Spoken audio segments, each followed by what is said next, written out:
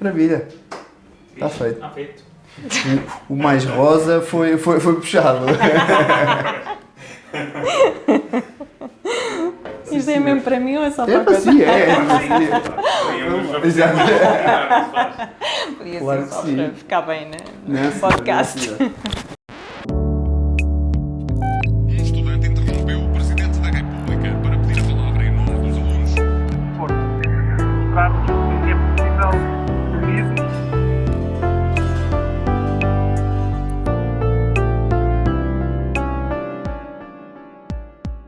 Doutora Regina Bento, muito obrigado por ter aceito e por ter vindo aqui ao Pode Alguém Ser Quem Não É. É um gosto. Obrigado. E eu começava por lhe perguntar, antes de falar um bocadinho sobre si, o que é que queria ser quando era criança? É assim um bocadinho uma pergunta que já não me deve ouvir há muito tempo. Não, já não me lembro, já não ouço há muito tempo, realmente. Eu, a dada altura, curiosamente, queria ser jornalista. Ainda bem que não fui. Ainda bem, não é? Se calhar ainda bem que não fui. Depois queria ser juíza. E depois até fui para Direito. Mas quando comecei a ir aos tribunais, no 4º ano, mais ou menos, de curso, começamos a ir aos tribunais, decidi claramente, não queria ser juíza, não queria julgar a vida de ninguém. Mas nunca tive assim aquela coisa de bailarina ou de cabeleireira, nunca tive esses devaneios. Pelo que vi, é de Miranda do Corvo, aqui ao pé. E como é que foi essa infância por lá, por Miranda? Foi por lá? Foi a vir para Coimbra? Pronto, eu nasci aqui no Instituto Maternal, na altura Instituto Maternal, agora Maternidade Bissaia Barreto, uma das maternidades de Coimbra, mas vivi até quase aos 18 anos, a partir dos 15 anos comecei a vir para Coimbra, para o Dona Maria, na automotora de Miranda. Mas passei a infância toda em Miranda, uma infância, enfim, tranquila, com muita qualidade de vida, com muita brincadeira na rua, com os vizinhos, coisa que, enfim, na cidade não temos tanto. Portanto, foi uma infância bastante tranquila e feliz, sim. Pelo princípio fazia o percurso do ramal da Lousa. A partir do 10º ano, na altura ainda não havia 10º ano em Miranda, e portanto só tínhamos escola até ao 9º ano, portanto ou tinha que ir para a Lausanne ou tinha que ir para Coimbra. E decidi vir para Coimbra, para a Dona Maria, então fazia o ramal da Lausanne, só da automotora do ramal da Lausanne, e era de facto, eram viagens bastante divertidas, porque toda a gente vinha para Coimbra. Acredito que agora, quando vejo este processo do metro praticamente em conclusão, é que cria sentimentos tanto positivos como negativos, não é?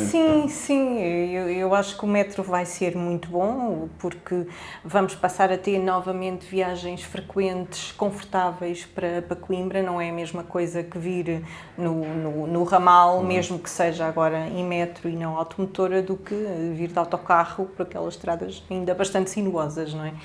Portanto, eu estou muito contente com essa. Foi aqui um interregno para as populações muito difíceis, porque a acessibilidade a Coimbra tornou-se muito mais complicada. Na altura era muito fácil, tínhamos muitos comboios de meia hora, nomeadamente nas horas de ponta, e portanto era muito fácil vir e ir para Coimbra e para Miranda. Este projeto é apoiado pela Sodicentro, distribuidora e reparadora oficial dos veículos Mercedes-Benz e Smart em Leiria e em Coimbra. Portanto, se estiverem para comprar um veículo novo ou se quiserem reparar o vosso, passem pela Sodicentro. Como disse, estudou aqui na Faculdade de Direito, na Universidade de Coimbra. Como é que recorda esses tempos de faculdade? Acredito que... Fantásticos, os melhores da nossa vida. Os grandes anos, como se costuma dizer. Os melhores anos, sem dúvida, são anos, pronto, de muito trabalho, claro, de muito estudo. Eu fiz o curso no tempo regulamentar, mas também os meus pais nisso eram bastante inflexíveis, também não fazia mais nada, portanto tinha que estudar. Mas toda a vivência académica de Coimbra é de facto muito especial. Esteve envolvida no associativismo? Estive envolvida no núcleo de Direito, nunca tanto na direção geral, nunca estive. Eu na altura também fazia um programa de rádio, não na RUC, mas em Miranda, ainda na altura das... Então ainda havia o bichinho do rádio, jornalismo. havia o bichinho do jornalismo. Eu só não fui para jornalismo, na verdade, porque não havia jornalismo em Coimbra, na altura. E eu só escolhi 3 cursos, havia 6, mas eu só escolhi 3 e de facto só não fui para jornalismo porque se calhar se houvesse jornalismo em Coimbra tinha ido para jornalismo. E fazia um programa na Rádio do Essa na altura, Nova Geração. Tínhamos convidados, com 2 amigas minhas, fazíamos entrevistas. E, portanto, Eram entrevistas quê? Políticas? um bocadinho, sim. um bocadinho. Poderá ter sido aí de que veio o intervenção. bichinho ou ainda não? Talvez. Eu sempre fui bastante atenta às questões políticas, apesar de nunca ter sido nem sou filiada em nenhum partido, nunca fui daquelas pessoas de... Tenho amigas minhas que se calhar votaram uma vez na vida, não é? Portanto, nunca fui dessas pessoas de me abster de participar na sociedade e de estar atenta e tal. Aqui em Coimbra, como eu tinha que ir e vir, não é? Eu não morava em Coimbra, tinha que ir e vir e os horários condicionavam um bocadinho. Nunca me envolvi muito nas secções aqui na cidade, mas pronto, tinha essa parte. Mas disse um bocadinho que depois no seu 4º ano de Faculdade de Direito foi aí que percebeu que não queria servir ou ir por essa área. Mas ainda exerceu a advocacia? Exerci a advocacia, não. Mas eu tinha-lhe dito que na altura queria ser juíza, não é? Queria ser magistrada. Quando comecei a ir aos tribunais achei que isso não era a minha vida.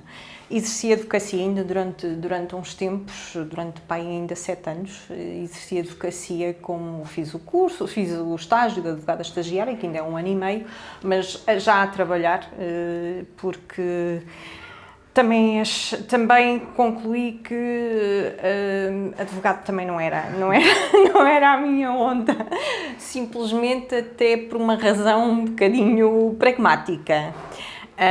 Eu não tinha e não tenho jeito para cobrar dinheiro às pessoas. Okay. E se de facto os advogados não cobram honorários, vão viver para baixo da ponte, não é? E portanto isso também não era vida para mim. E enquanto eu estive a fazer advocacia, estive primeiro a trabalhar num banco, foi a minha primeira atividade. No BCP? No BCP, Atlântico, efetivei. E podia até hoje estar a trabalhar no banco, mas quando me convidaram para ficar efetiva, eu rescindi. Nessa altura fui chamada ao administrador no Porto, tive que ir ao Porto reunir com o administrador para lhe explicar porque é que não queria continuar. Não é normal, não é? Porque é que não queria continuar. Mas lá está, era aquela vertente comercial que os bancos têm muito que eu não tinha jeito para isso, claramente. E no meio dessa indecisão toda de não ser advogado, não cobrar, quando é que apareceu o gestor hospitalar, pelo que percebi, o gestor de saúde, que depois percorreu durante muito tempo? Como é que surgiu essa área da saúde? Isso surgiu mais tarde, porque na altura saí do banco para ir trabalhar para a universidade, para a administração da Universidade de Coimbra, como assessora da administradora, numa série de projetos bastante interessantes na altura de modernização administrativa. Ao mesmo tempo continuava a fazer advocacia, mas mais oficiosas, ainda no escritório do meu patrono, coisas assim muito soft. Só que a dada altura eu nunca fui pessoa de estar muito tempo no mesmo sítio, porque acho que a dada altura começamos a estagnar, a não conseguir continuar a mobilizar as pessoas, a inovar. E a dada altura na administração da universidade também comecei a achar que precisava de mudar. E de facto o curso de Direito é um curso que nos dá uma abrangência muito, muito grande, e descobri a administração hospitalar através de outros colegas que tinham feito administração hospitalar, e fui tirar o curso continuar a trabalhar na administração. Fui tirar o curso de administração hospitalar na Universidade Nova de Lisboa, na Escola Nacional de Saúde Pública.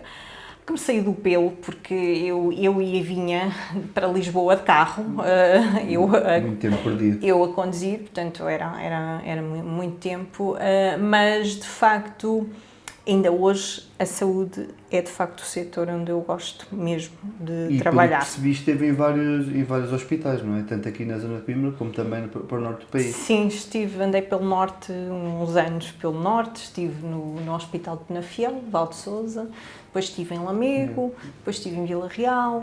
E eu acredito que a maioria das pessoas não tenham noção do que é gerir um hospital, não é? Deve ser um conjunto de problemas que aparecem diariamente, Sim. muito complicados Sim. de gerir, acredito. Diz-se que, de facto, os hospitais são as entidades mais complexas de gerir. Para já, está-se a lidar com a vida das pessoas, muitas vezes, não é?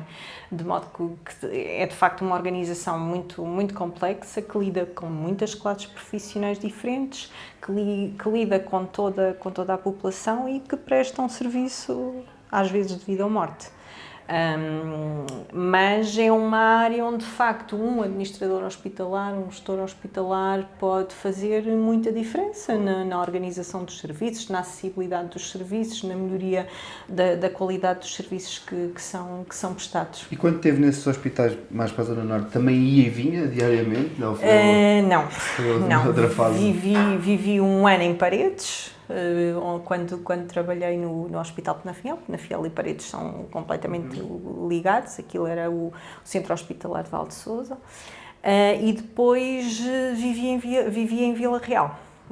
Entretanto, surgiu a A24, mas mesmo assim, 2 horas de caminho para cima e para baixo, não dava para andar todos os dias, ainda com o IP3 pelo meio, que não facilita em nada. E acredito que tenha dado-lhe também outra experiência de vida, não é? Mudar-se da Zona Centro para a Zona Norte, muito diferente, ainda depois das próprias vivências das pessoas, acredito que seja completamente diferente. Sim, o Norte, eu gostei muito de estar no Norte, continuo a ter muitas ligações ao Norte, muitas pessoas com quem trabalhei, vou regularmente ao Norte, ao Porto, ou às vezes assim, sítios em que dá para se encontrar com as pessoas mais centrais, e de facto gostei muito de trabalhar no Norte. Pelo que vi, e esse seu percurso nos vários hospitais levou-a depois à Administração Regional do Centro de Saúde, Sim. agora extinta, não é? Sim, a RS Centro. Muito, apesar de tudo, acredito que seja completamente diferente.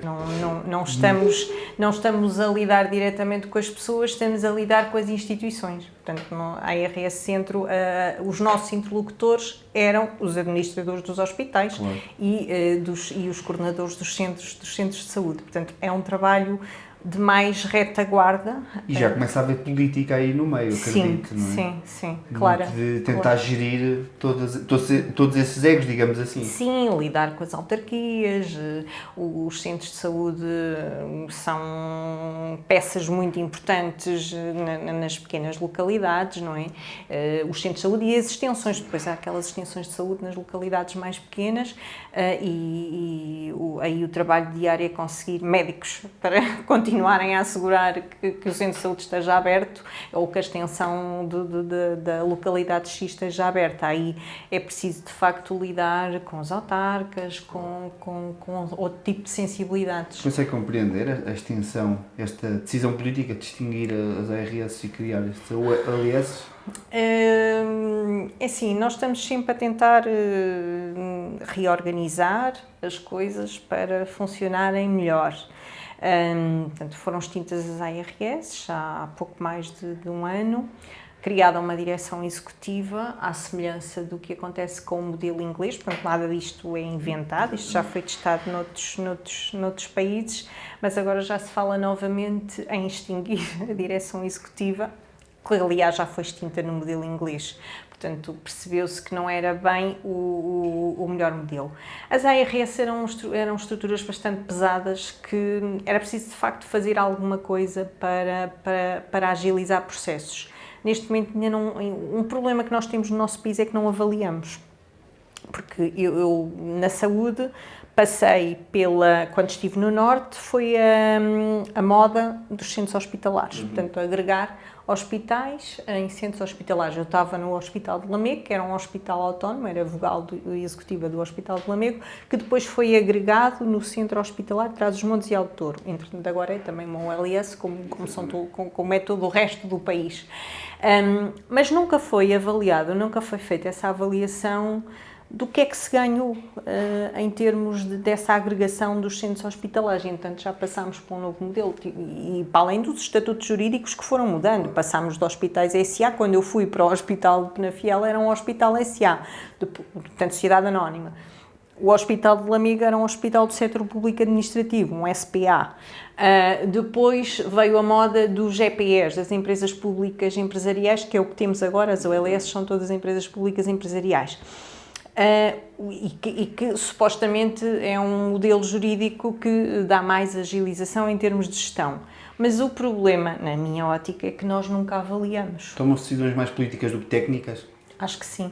E era preciso avaliar, era preciso perceber o que é que se ganhou, o que é que não se ganhou, porque a centralização, em princípio, traz economias de escala, não é? Em termos de custos, mas também não pode significar uma maior distância das pessoas aos cuidados e, portanto, é preciso continuarmos a ter hospitais de proximidade que deem resposta às pessoas em determinadas valências. O grande Hospital Universitário de Coimbra não precisa de fazer tudo, porque tem outros hospitais limítrofes que podem prestar serviços de outra dimensão, em determinadas valências, numa lógica de proximidade. Não quer dizer que os processos de suporte não possam ser centralizados e ganhar-se economias de escalas. O problema é que ninguém avalia e passa-se de modelo em modelo sem se avaliar. Agora, nem sequer se de facto retroagirmos na questão da direção executiva, nem sequer tivemos tempo para avaliar se faria sentido ou não manter uma direção executiva no SNS português. Tomam decisões políticas, muitas das vezes. Os nossos ciclos políticos também, enfim, são muito curtos, não dá tempo para depois, pelo que vi, voltou à Universidade de Coimbra e para os serviços de ação social. É, como eu costumo dizer, a minha segunda encarnação na Universidade de Coimbra. E eu ia perguntar se é uma espécie de compensar, digamos assim, ou dar, depois de ter recebido, quando andou a estudar, agora foi dar à universidade. Um bocadinho. A Universidade de Coimbra é um bocadinho o meu mundo, porque para além de ter estudado lá, depois trabalhei lá, continuo a conhecer muitas pessoas lá e esta experiência de ter sido administradora de serviços de ação social foi numa outra vertente. Eu antes tinha estado na administração da universidade, agora estive na administração dos serviços de ação social, portanto é completamente diferente, são serviços com autonomia administrativa e financeira. E foi um desafio muito giro, gostei muito, aí articulava diretamente com a associação académica, com os estudantes, era uma ligação muito mais direta com os estudantes. Até que em 2017 recebe o convite para ingressar a lista encabeçada pelo Dr. Manuel Machado. Como é que surge esse convite? Olha, eu acho que sou fruto da lei da paridade. É sério. Dizer-o isso assim de... Não, eu acho que se o administrador do Serviço de Ação Social fosse um homem, naquela altura, se calhar não tinha sido convidado. Porque eu não conhecia o Dr. Manuel Machado, nem conhecia o Dr. Carlos Cidade, e foram eles que me convidaram. Conhecia-os de circunstância, exatamente. Não é? Que toda a gente conhece o Presidente da Câmara, não é? Conhecia-os de circunstâncias, de eventos públicos, não os conhecia. Portanto, eu tinha alguma visibilidade enquanto administradora do Serviço de Ação Social, admito que sim, fizemos muito trabalho, a minha equipa fez muito trabalho na altura, era preciso reconstruir um pouco os serviços de ação social, reabilitá-los financeiramente, torná-los mais sustentáveis e fizemos...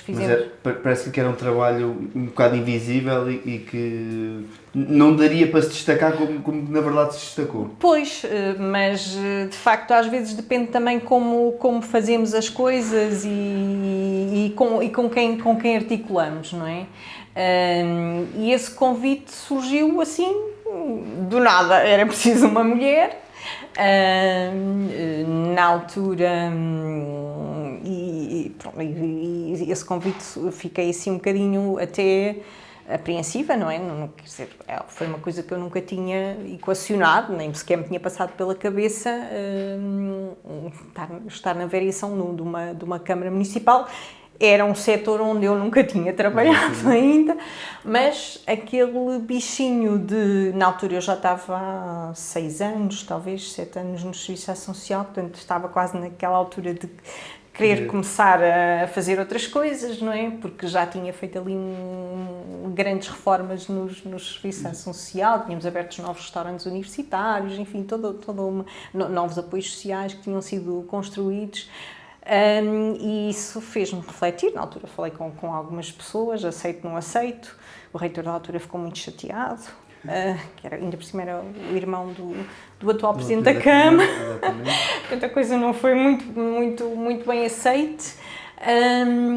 Mas acabei por aceitar como um desafio, claro, com alguns riscos, não é? Diz muitas vezes, ou melhor, reforça muitas vezes que apesar de estar pelo Partido Socialista é independente. Essa independência criou-lhe alguma vez alguma dificuldade mesmo dentro da própria variação e entre os vereadores, a presidência, ou a independência é claramente verificada e nota-se perfeitamente nas reuniões e não há problema com isso? Eu acho que os partidos aceitam cada vez mais que tenham pessoas da sociedade civil e acho que são valorizados por isso. Terem pessoas da sociedade civil que não fizeram uma carreira política dentro do partido, que não foram chefes de gabinete, exatamente, ou adjuntos ou não sei o que, de políticos, e eu sempre me senti muito respeitada, nomeadamente pelo Dr. Carlos Cidade, que era o Presidente da Conselhia na altura, e pelo Dr. Manuel Machado. Portanto, essa independência sempre foi respeitada. Claro que não estou envolvida nas questões partidárias, não vou às reuniões partidárias, apesar de por inerência possa ir enquanto primeira eleita neste momento do Partido Socialista em Coimbra, mas isso foi sempre respeitado e eu acho que os partidos só têm a ganhar abrindo-se à sociedade e tendo pessoas com outras visões e com outras experiências. Mas o Dr. Manuel Machado deu-lhe um presente quase envenenado, não é? Que é ficar com a administração do SMTUC quando venceram as eleições de 2017. Acredito que tenha sido um desafio bastante complicado e que ainda hoje lhe traga pensamentos agridoces, não é? Sim, isso foi um desafio. Eu era só vogal, eu não era presidente do SMTUC, não é? Eu era só vogal, por inerência na altura, os vereadores faziam parte do Conselho de Administração do SMTUC. Curiosamente, eu fazia um paralelismo grande entre o SMTUC e o SAZUC. Eram estruturas muito parecidas em termos de estrutura de pessoal. Uma estrutura muito assente em assistentes operacionais, e eu fazia muito esse paralelismo, mas o SMTUC com uma estrutura bastante mais complexa, mesmo em termos sindicais, que exigiam uma grande atenção e acompanhamento. Eu no SMTUC reunia, 2 em 2 meses reunia com sindicatos, sempre. Sempre.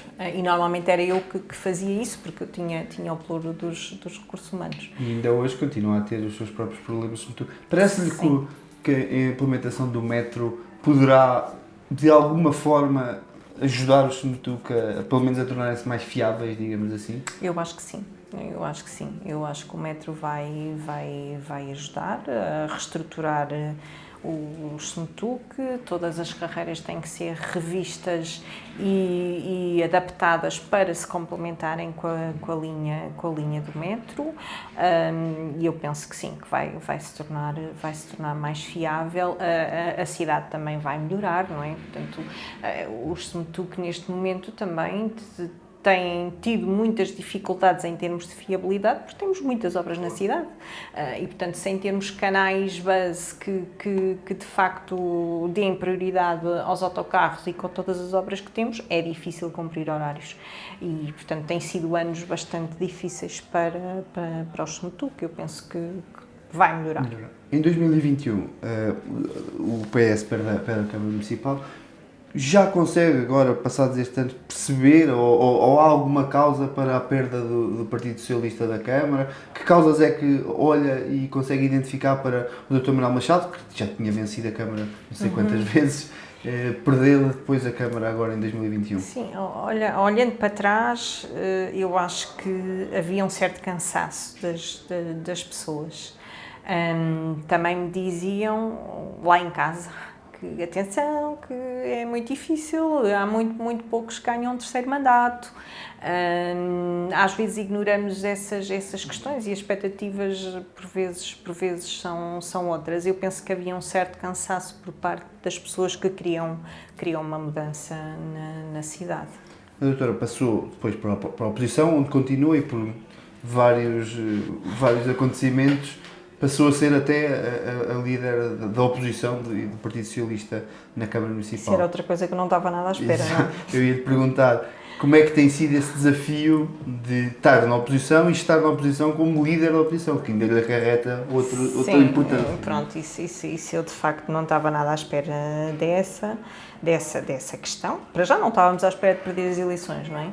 E depois de ficar na oposição, ainda por cima, com o Dr. Manuel Machado a renunciar, com o Dr. Carlos Cidade, enfim, o que lhe aconteceu, e eu de repente a ficar ali com o menino nas mãos, sem saber ler nem escrever, digamos assim, não é? E depois também a doutora Karina.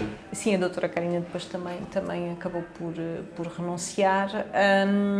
Foi algo que eu de facto não estava à espera e, portanto, estes 4 anos foram muito exigentes para mim, foram anos de aprendizagem, era uma posição que eu também nunca tinha tido, nunca tinha sido vereadora da oposição e, portanto, foram anos de aprendizagem a lidar com esta nova situação. Tenho a vantagem de ter estado na Câmara antes e de conhecer muitos dos dossiês, o que me permite, enfim, perceber melhor, mais rapidamente as questões que estão em causa. Mas tem sido muito desafiante, até porque, como sabemos, o atual Presidente da Câmara também não é uma pessoa muito fácil de lidar com a oposição. E, portanto, tem sido anos de grande desafio. Eu ia tocar exatamente nisso, que muitas das vezes as reuniões de Câmara, como falávamos há pouco, acabam por aquecer um bocadinho na discussão política. Acha que essas discussões políticas depois passam para a sociedade ou é algo de bolha que fica entre a política, o ramo da política e o jornalístico também que está lá? Eu acho que é um bocadinho de bolha. E pronto, as redes sociais ajudam a disseminar o melhor e o pior, não é? Mas mesmo as redes sociais eu acho que continuam a ser um bocadinho de bolha, porque sinceramente haverá muitas pessoas, apesar das reuniões agora até serem transmitidas, não é? E, portanto há esse conhecimento mais acessível para quem quiser saber o que é que se passa, de poder ver. Eu continuo a achar que é um bocadinho de bolha, que as pessoas não se interessam muito, poderão interessar-se pontualmente por alguma questão que lhe diga respeito na sua rua, no seu bairro, por alguma questão que lhe diga mais diretamente respeito. Agora, eu penso que continua a ser uma bolha, apesar de às vezes pensarmos que aquilo tem uma grande projeção, mas eu acho que as pessoas não terão grande paciência para estar a ouvir uma reunião de Câmara do princípio ao fim. E, portanto, não passará muito para o cidadão comum. Este mandato autárquico está a chegar ao fim e eu pergunto-lhe se com esse mandato autárquico chega também ao fim a sua vida política, pelo menos por agora, ou se, por exemplo, já recebeu um convite da doutora Ana Abrunhosa para ingressar à lista? Não recebi nenhum convite, portanto agora abre-se um novo ciclo, portanto eu fecho este ciclo. Ao longo deste ciclo tive alguma vontade por vezes de renunciar ao mandato. Mas eu sou uma pessoa de compromissos e pronto, o mandato é meu, as pessoas votaram naquelas pessoas e às vezes com algum sacrifício até pessoal resolvi que devo levar o mandato até ao fim. Mas o fim, fecha-se um ciclo, agora a professora Ana Abrunhosa está aí em força, convidará as pessoas que são da confiança dela, constituirá uma nova equipa, portanto há aqui um novo ciclo a abrir-se e acho que é bom haver novos protagonistas. Esteve também envolvida na campanha para a Associação Académica, para o Clube, para a Académica, assim é que é. Sim. Acabou, a lista onde estava acabou por não vencer, mas o que eu lhe pergunto é, independentemente do resultado, se começa a haver um futuro já positivo para a Académica ou ainda acha que ainda estamos numa fase onde há muitas nuvens negras? Eu acho que ainda há muitas nuvens negras. Ainda agora vim ouvir programa, algures numa rádio, sobre a sustentabilidade dos clubes de futebol. E alguém dizia que houve uns tempos que eram as bombas de gasolina, eram os bingos, eram essas as fontes de rendimento de alguns clubes de futebol, muitos clubes de futebol por esse país fora, e que agora, mais tarde ou mais cedo, vai ser o capital estrangeiro que vai entrar nos clubes, se de facto se quiserem manter. Portanto, eu acho que a Académica precisa de uma gestão muito rigorosa, do que me apercebi. Nunca estive por dentro, nunca estive em nenhuma direção, em nenhum órgão da Associação Académica, mas do que, enfim, analisei antes de aceder ao convite que me fizeram, penso que a Académica precisa de uma gestão muito rigorosa para conseguir alguma sustentabilidade que lhe permita ascender a patamares superiores. E a SAD é inevitável, na sua opinião? Possivelmente será inevitável. Possivelmente não já, que era o que a minha lista defendia. Não já, porque a Académica ainda não está reestruturada e equilibrada em termos financeiros, há ainda dívidas para saldar, há um processo de insolvência que ainda nem sequer transitou em julgado. Mas a médio prazo possivelmente será um caminho inevitável. E agora, depois de outubro, novos desafios, acredito que já esteja a projetar para a sua vida profissional. Vamos ver. Para já ainda nada de concreto, vamos ver. A grande ULS de Coimbra, onde trabalho, é um grande desafio que está a ser construído todos os dias, com novas respostas para a comunidade. De modo que vamos ver, o futuro a Deus pertence. Exato. Doutor, antes de terminarmos, ofereço-lhe uma destas cervejas da Epicura, que é a nossa apoiante aqui do podcast. A Epicura é aqui uma cervejeira de Coimbra e, portanto, aliou-se aqui ao podcast e uma destas é para si. Pode escolher e pode levar. Qual é a diferença? Olha, os rótulos, uma é amarela, outra é rosa. uma Pilsner normal e esta aqui é uma White Beer. São diferentes tipos de cerveja. Esta é mais normal, a mais comum. E esta aqui é um bocadinho mais ácida, acho eu, mas eu também não percebo muito de cerveja. Então, posso escolher esta Claro que é que mais sim. rosa? Claro que sim, sim senhora. Obrigada. Olha, obrigadíssimo por esta conversa. Obrigada, foi um gosto. Obrigada. Sim, senhor.